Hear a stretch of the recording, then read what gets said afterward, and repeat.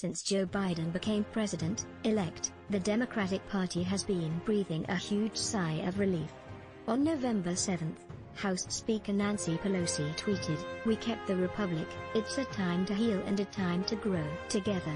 It looks like President Trump will be relegated to a one-term president, and we have now entered their post-Trump political era. Only the first half of that last sentence is true, according to today's exclusive Suffolk University USA Today poll. You may want to hold your sighs. Based on our analysis, President Donald Trump would enjoy an almost certain early favorite status in an open 2024 Republican primary and an equally almost certain defeat in the 2024 general election.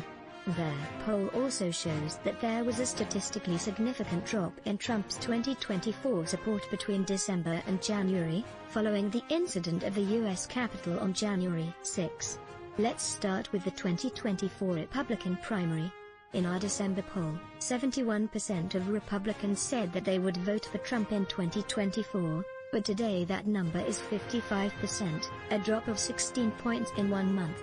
The poll released today was conducted after the storming of the Capitol and during Trump's subsequent impeachment, which was aided by 10 House members from his own party. The good news for Trump, after being impeached twice, overseeing the continued rise in COVID-19 cases, and potentially igniting the violence in and around the Capitol building last week, 55% of his party would vote for him again. The bad news for Trump, in 1 month, he lost over 20% of his supporters. Still, 55% goes a long way, and doesn't include the 25% of Republicans who said that maybe they would vote for Trump in 2024, especially if there are many candidates running for an open GOP nomination who may split the remaining political crumbs.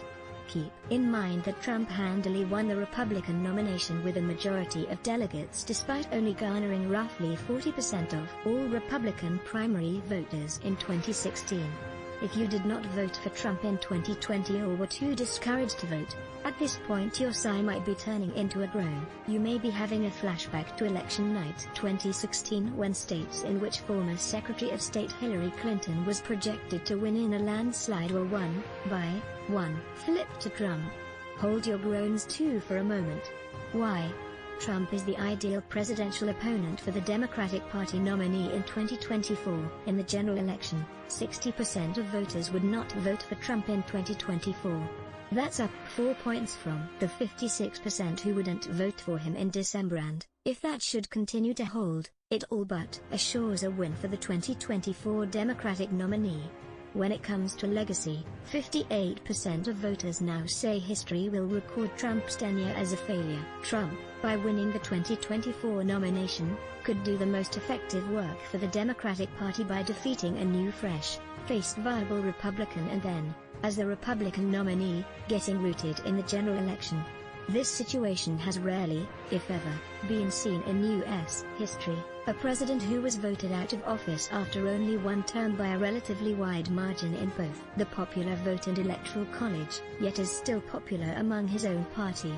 Trump's popularity puts Senate Republicans in a tough position, even though they not only have the power to convict him, but also to ban him from ever running for office again, as allowed by the Constitution. But will they? Even as he leaves office, the Republican Party is still very much Trump's party. According to the poll, just 31% of voters said those Republican House and Senate members who called on Trump to resign are doing what is best for the country. Meanwhile, 56% said they were simply seizing the moment for political gain. Among Republicans, 11% said doing what is best for the country, while 85% said seizing the moment or disloyal for turning their backs on Trump.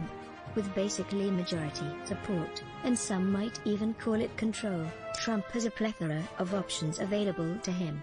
He can use his wealth, support, and relationships with Trump loyalists to exert revenge on those Republicans who impeached him or opposed his challenges to the results of the election. It has already leaked that he is allegedly targeting disloyal Republicans with a well-funded super PAC for the 2022 midterms. The result would again help Democrats.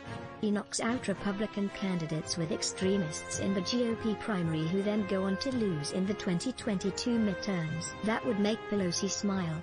Bottom line, the Trump era isn't over. It's just beginning. But that just might be what Democrats want. David Paleologos is director of the Suffolk University Political Research Center.